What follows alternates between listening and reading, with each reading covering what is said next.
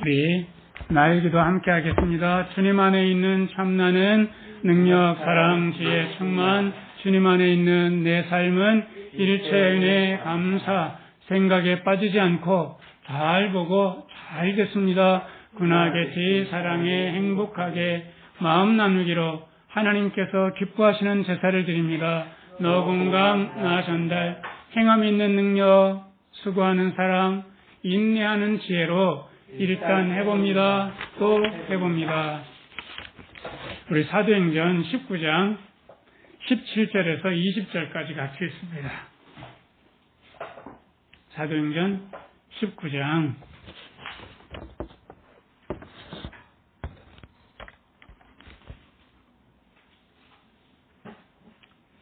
17절부터 20절까지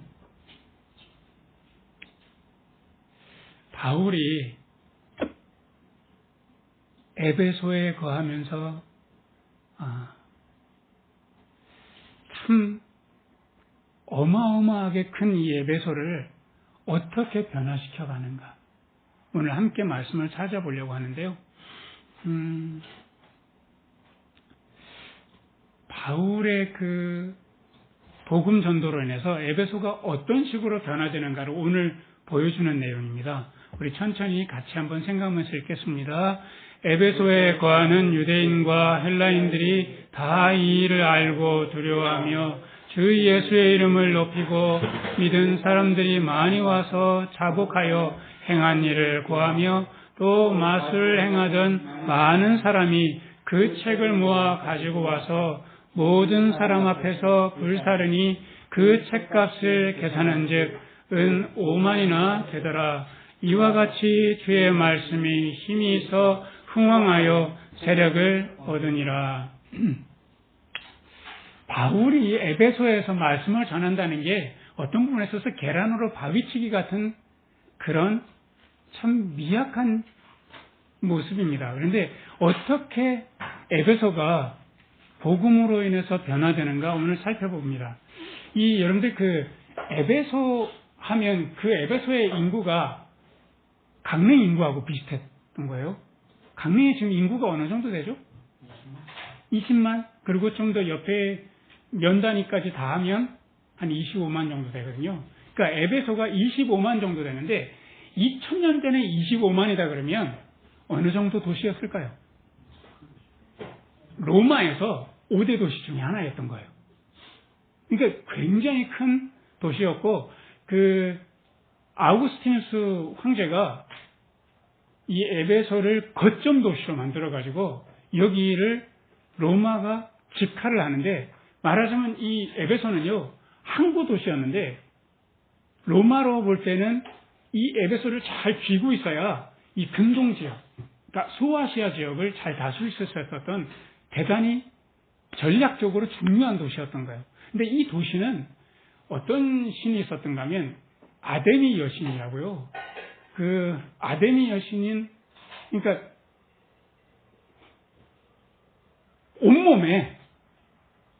온몸에 젖가슴을 달고 있는, 무슨 상징이겠어요? 풍요의 상징, 다산의 상징이니까 굉장히 잘 사는 도시였고 미신이 아주 가득한 도시였던 거예요. 그러니까 여기에 바울이 가가지고 복음을 전한다? 이 도시를 변화시킨다? 정말 굉장히 어려운 일인데, 그 바울은 도대체 어떤 전략으로 말씀을 전했는가 하면, 처음에는 유대인들이 있는 어디에 가서 복음을 전했을까요? 유대인들이 10명만 있으면 어디에서나 뭐를 조직했습니까? 회당을 조직했잖아요. 근데 회당에 가가지고 말씀을 전할 때 유대인들이 굉장히 많이 비난하고, 말씀을 전하는 그 즉시 일어나가지고 거기서 반박하고 비난하고, 그래서 도저히 그곳에서 복음을 전할 수 없으니까 바울이 두란노 스컬레라고 해가지고 두란노에서 복음을 전하게 됐는데, 당시에 있었던 풍습이 있다고 그랬잖아요. 낮에 잠자는, 뭐라고 그러죠 그거를? 시에스타. 그러니까 낮에 오전 11시부터 오후 4시까지는 시에스타였던 거예요. 다 잠드는 이 시간에 이때 회당이 아닌 구란노 스콜레에 모여가지고 말씀을 전했던 거예요. 그리고 오전 오후로 뭘 만들었을까요? 이 사람이 생업이 따로 있었잖아요. 본래 천막을 만드는. 그러니까 천막을 만들 때 이게 여러분들 송하신은 어렸을 때 돼지 잡는 거 봤어요? 네. 돼지 껍데기까지 벗기는 것까지 다 봤어요. 껍데기 벗기진 않을 것 같은데 그냥 불로 이렇게. 그러니까 소가죽 이렇게 싹 나오고 하면 이 소가죽이 굉장히 뻣뻣하고요. 돼지 가죽도 굉장히 뻣뻣하다고요. 근데 이거를 천막으로 만들려면 얼마나 무드질을 많이 해야 되겠어요.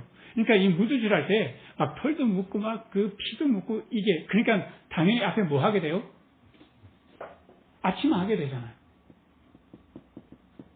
그러니까 바울이 오전 오후로는 앞치마하고 열심히 이렇게 생업에 종사하고 그리고 점심 때는 남들 다 잠자는 시간에 그때 나와서 교우들과 함께 말씀을 전하고 그리고 서로 격려하고 식사하고 이랬단 말이죠.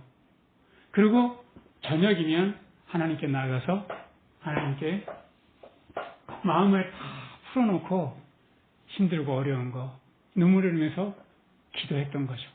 그러니까 그때 눈물을 닦을 수 있는 손수건이 있었던 건데, 그러니까 바울은 자기가 어떻게 할 수 없어. 이 큰 도시를 우상으로 가득하고 그리고 게다가 잘 살아요.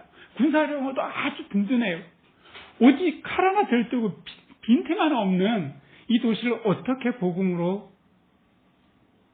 바꿀 수 있을까?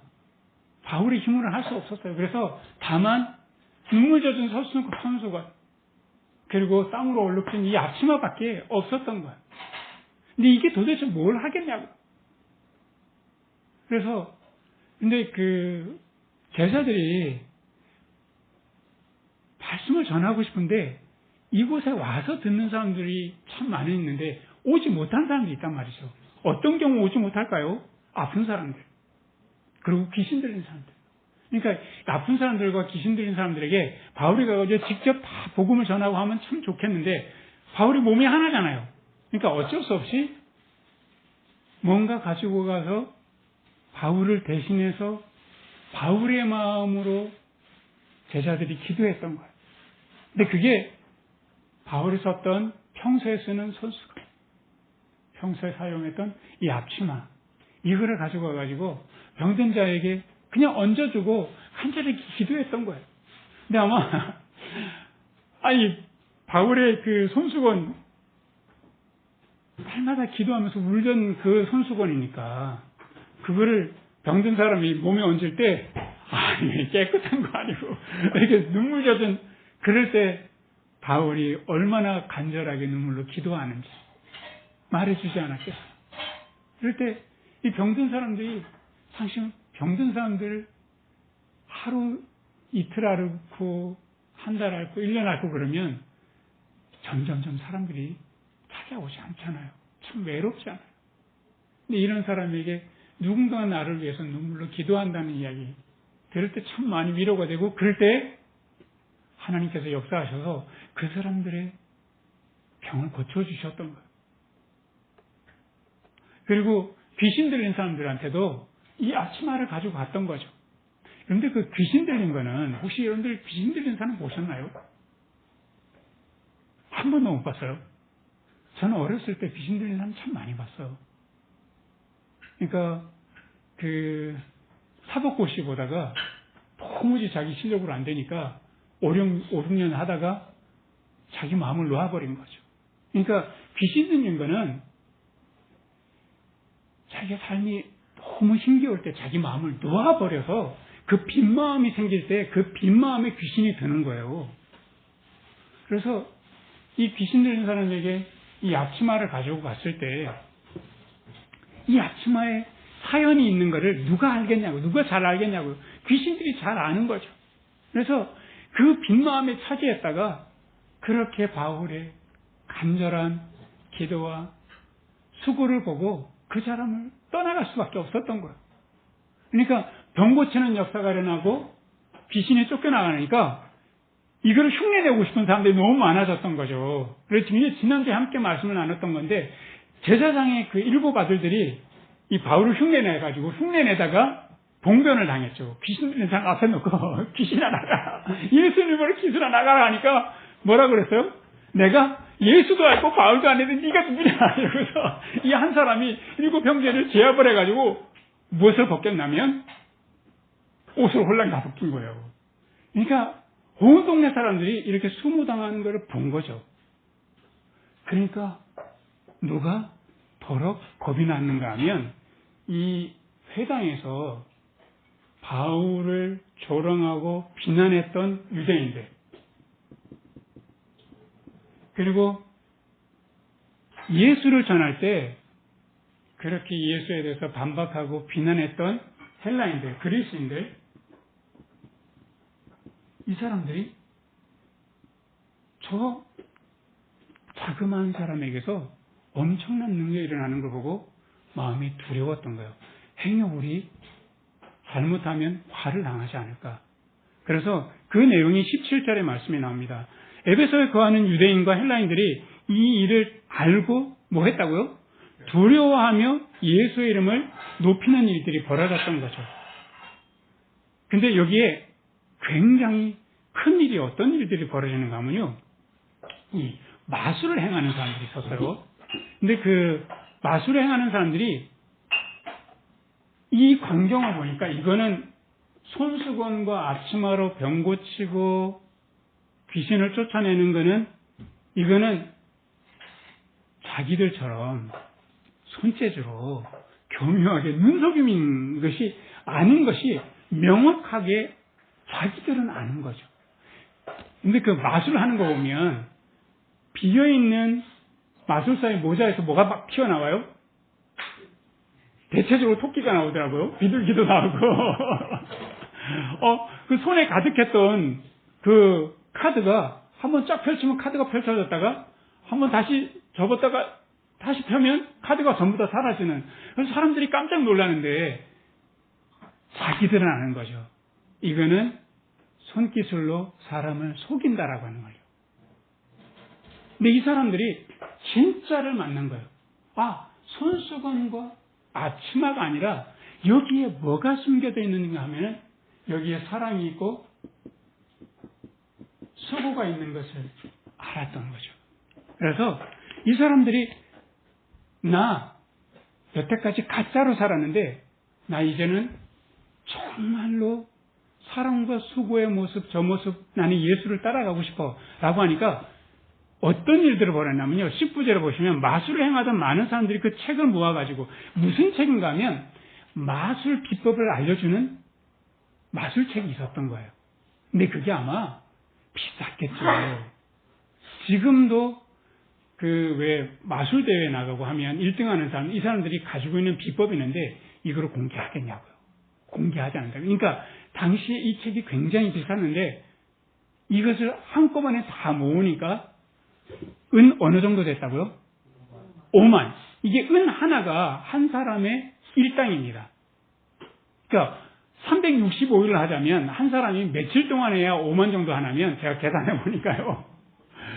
136년 점점점 이렇게 나가는 거예요. 그러니까 자기들이 돈 벌 수 있는 수단을 계속 놔두면 이거 누군가 보고 또 따라 할 거니까 아예 이거를 어떻게 했습니까? 다 모아가지고 불살랐단 말이죠. 누구도 이 흉내내지 못하게 했던 거예요. 말하자면 나는 진리를 따르고 참을 따르고 내가 여태까지 남을 속이면서 돈 벌었는 걸 이제는 하지 않겠다. 나 예수 그리스도를 따라가겠다. 내가 살았던 삶은 헛되고 험한 것이다라고 하는 것을 인식하고 완전히 그것이 세상에 나오지 못하도록 뿌리를 뽑아버린 거죠. 불태워버렸어요. 이런 역사가 일어나니까 많은 사람들이 내가 주님 앞에 잘못했던 것을 자복하면서 회개하는 일까지 벌어진 거예요. 자, 20절에 이 내용을 가지고 뭐라고 말씀하시냐면 20절을 같이 한번 읽겠습니다. 이와 같이 주의 말씀이 힘이 있어 흥황하여 세력을 얻으니라. 지금 손수건과 앞치마가 무슨 역할을 했냐면 뇌관 역할을 한 거예요. 진짜 폭탄 TNT는 뭔가 하면 주님의 말씀입니다. 근데 우리가 가스 충전소에 가면 엄금 이렇게 딱 써놓은 게 있어요. 뭐 하지 말라고 그래요? 화기엄금. 거기다가 담배 피우기 위해서 라이터 켜면 큰일 납니다. 왜냐하면 가스가 아래 엄청난 탱크가 묻혀져 있는데 그거를 터뜨릴 수 있는 가능성이 있기 때문이죠. 그래서 바울이 했던 사랑은 어떤 부분에서는 작고 미미한 거죠. 우리가 할 수 있는 사랑도 얼마나 크겠어요. 내가 수고해봐야 얼마나 많은 수고하겠어요. 이 세상 어떻게 이 세상에 그리스도의 사랑으로 내 사랑으로 이 세상을 내가 아무리 수고한들 사랑으로 꽉 채울 수 있겠냐고. 그런데 나와 함께하는 말씀이 있다는 거죠. 그래서 이 말씀을 믿고 내가 불을 당기는 거죠. 바울이 했던 거죠. 농민들이 참 고통스러운 거는 양곡이, 그러니까 양곡법을 계속해서 개정해야 되는데 정부가 계속해서 거부하잖아요. 곡식값이 계속 제자리인데 몇 년 동안 제자리인지 아십니까 혹시? 20, 30년 된 거예요. 20, 30년 전에 가격이 지금하고 똑같은 게 쌀밖에 없는 거예요.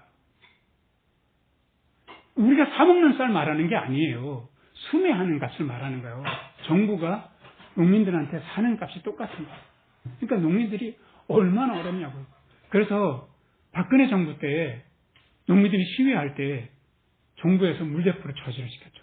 그때 100만기 농민이 죽었잖아요. 근데 이번에도 또 이걸 거부하니까 농민들이 뭐 타고 올라와요? 트랙터를 타고 올라오다가 어디에 딱 걸렸냐면 서울 진입로에 보면 남태령이 있잖아요. 그게 이제 과천에서 서울로 넘어오는 이 길인데 여기를 딱 막으니까 트랙터 30대는 못 올라가는 거예요. 근데 이 이야기를 SNS에 듣고 사람들이 촛불을 가지고 나간 거죠. 그때가 밤 10시, 11시였던 거예요. 얼마나 추워요. 근데 그 트랙터로 저쪽 남쪽에서 여기까지 오려면 얼마나 걸릴까요? 하루면 될까요? 3박 4일 올라왔다는 거예요. 그리고 트랙터에 일반 차량하고 다르잖아요. 이 추운 때 히터가 없는 거예요. 그러니까 이 추운 때 경찰대에 딱 막혀가지고 그 밤에 추위에 떨고 있는 거를 SNS에 듣고 촛불이 모였던 거죠. 한 명이 10명이 되고 10명이 100명이 되고 100명이 1000명이 되고 1000명이 10,000명이 돼서 시위를 했던 거예요. 근데 그거를 SNS에 보면서 밤 2시, 3시 되면서 뭐가 자꾸 더 드러나면 그때 누구는 막 닭죽을 보내주고 누구는 어묵을 막 엄청 많이 보내고 또 누구는 피자를요 1000판을 올렸다는 거예요. 이러면서 막 방한용품을 보여주고 그리고 너무 추울 것 같으니까 관광버스를 대절해가지고 거기 추운 사람들 와서 몸놀이라고 이러다 보니까 작은 불빛 하나하나가 뇌관을 터뜨린 거죠. 그래서 경찰이 길을 터줄 수밖에 없었던 거죠. 우리 는 흔히 이런 생각 많이 하잖아요. 내 하나가 수고한다고 뭐 대단한 일이 벌어지겠나. 뭐 내 하나가 남몰래 눈물 흘리고 땀 흘린다고 이 세상 달라지겠나. 이렇게 너무 작게 여기고 우리는 포기할 수 있는데 누구는 아는가 하면 하나님은 아신다는 거죠. 그래서 우리 흔히 이런 이야기 하잖아요. 아마존의 나비의 작은 날개짓이 텍사스의 거대한 뭐가 되게 한다고요? 태풍이 되게 하는 거예요. 이거는 하나님께서 하시는 일이에요.